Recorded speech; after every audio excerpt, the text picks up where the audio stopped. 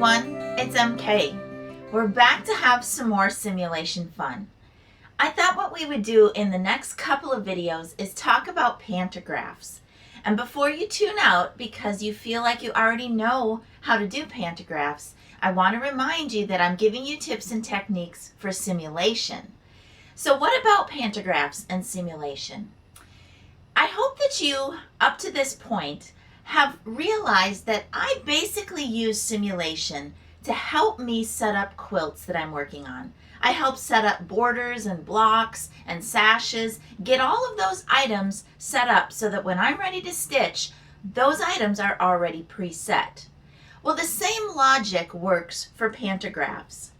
In this session, I'm going to show you how I use simulation to approach getting my pantographs preset so that when I am ready to use them, all I do is step up to the quilt and stitch. Now, a couple of notes.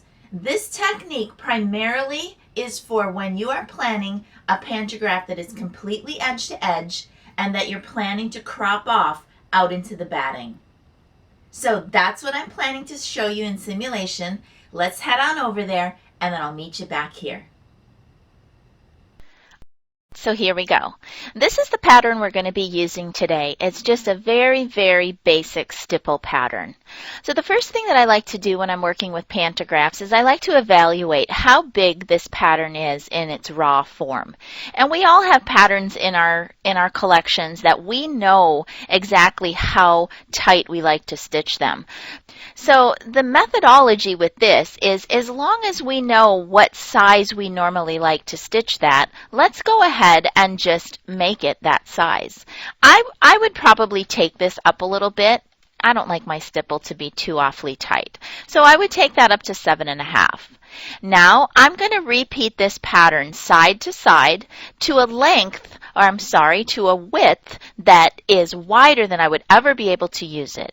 So we know that we can manually repeat this pattern in one of two ways. We can come down here on the bottom and continue to depress our plus button to increase our repeats. And I'm just going to stop right here and depress point to point on this pattern. The other thing that we can do is we can manually repeat this. So how about we just take a guess and let's shoot for 20 repeats and see how big it gets it. So 20 repeats took this particular pattern to about 119 or so inches. When I'm repeating patterns like this, I like to try to get them to about 130 inches or so wide. So I'm just going to go ahead and repeat that a couple of more times. All right. 131 inches is wider than I would ever be able to use this on my frame. So this looks good to me. The last thing I want to do on this single row of this repeat is get rid of these start and stops. And we'll do that by hitting baseline. Okay, the next thing I'm going to do is I'm going to turn on my grid just so that we can have a visual reference because now we're going to repeat this pattern vertically. And I usually take my repeats vertically to about 4 or 5 or maybe 5 or 6 repeats. I have an infinity, so I have a pretty good throat depth on my machine. And generally speaking, if I take it to about 5 repeats, that will give me a pattern that at least gives me maybe 3, maybe 4, it depends, but at least 3 stitching passes that I can use, and then I'll use my final, either my 4th or my 5th row. I'll use that for placement only.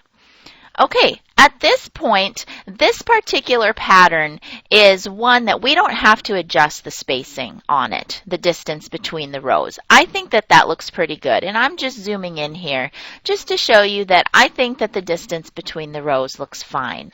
So I'm just going to refresh. So I have now made this pattern to be a width that I can use at my quilt. So I'm going to go ahead and save. Now, one thing to notice is that I did not hit baseline just now, and I want to talk to you a little bit about that, but let's talk about the name game first. Usually when I do a pattern in this manner, I will call it my master pantograph, so I'll put the word master.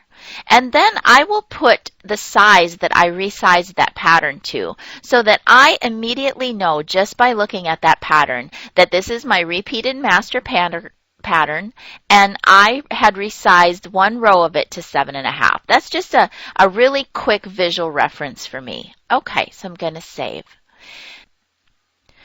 All right, so the next thing that I would do in this particular pattern is if it was a pattern that had a large S shape to its design, I would go into the wrapping feature. The wrapping is found over here under Repeat and under Wrapping. Now this one is pretty much straight across on the top and bottom, so I'm not going to do that on this particular pattern.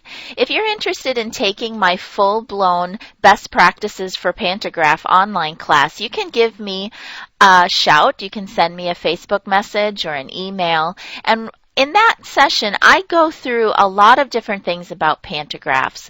We talk about wrapping, we talk about offsetting, we talk about just all different things that relate to pantographs. But in this particular case, we're just going to continue on now because this pattern is now built to a size that we can use it the next time we're at our quilt.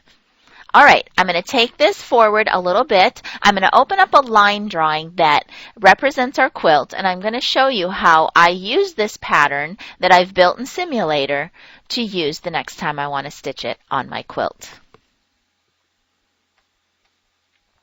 Right, so here we are. We've just fast forwarded a little bit, and I want you to imagine now that you have taken your flash drive out of your PC, and you've taken that back over to your Pro Stitcher tablet and put it back in, and you're ready to stitch.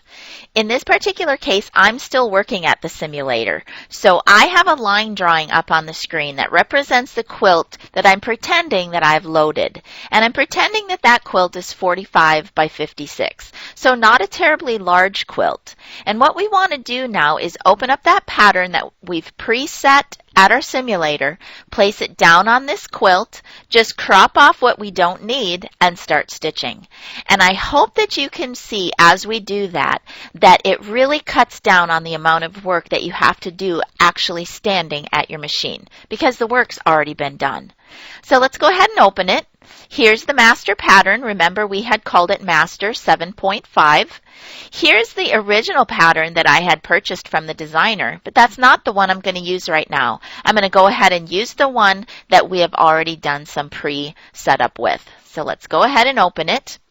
Now I'm just going to go ahead and drag this out of the way just a little bit so that you can see that line drawing again. Okay, so if you are actually at your machine, the pattern's going to open up on your tablet and your machine's going to be loaded on your frame. Okay, if you are at your machine, right now is where you would want to be marking yourself an area for your quilt. So I have to put it into Sim. You would be grabbing your handlebars and you would move into position. And remember, we're going to crop this pattern. So I'm going to place my needle, and remember the crosshair of the orange lines here are where your needle would be. I'm going to place my needle a little bit off to the left and a little bit to the top of my quilt. And I'm going to go into area and mark a 2 corner, my first corner of my area box. Then I'm going to grab my machine handlebars.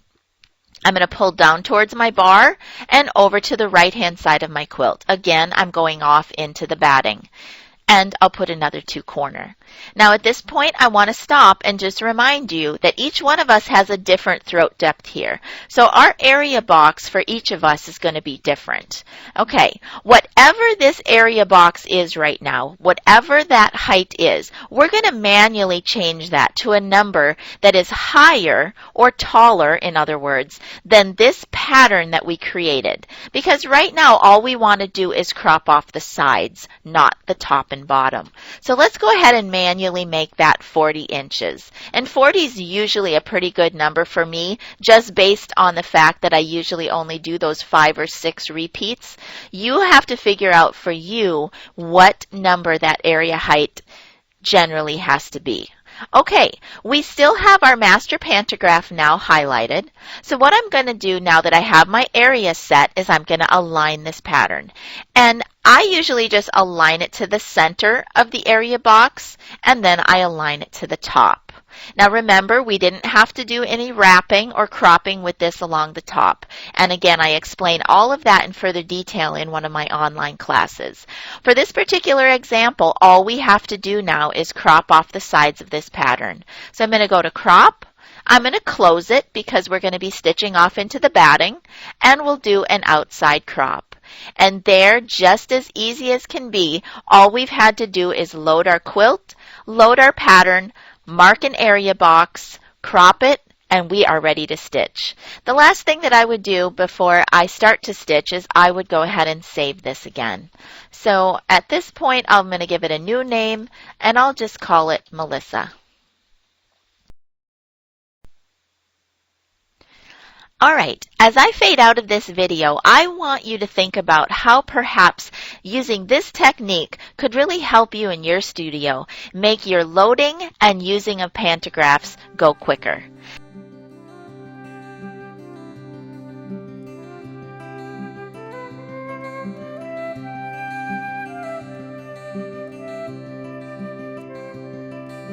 Still small voice cries out to my soul,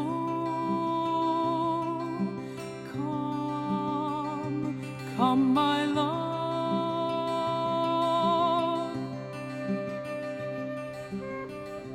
So, pretty simple, right?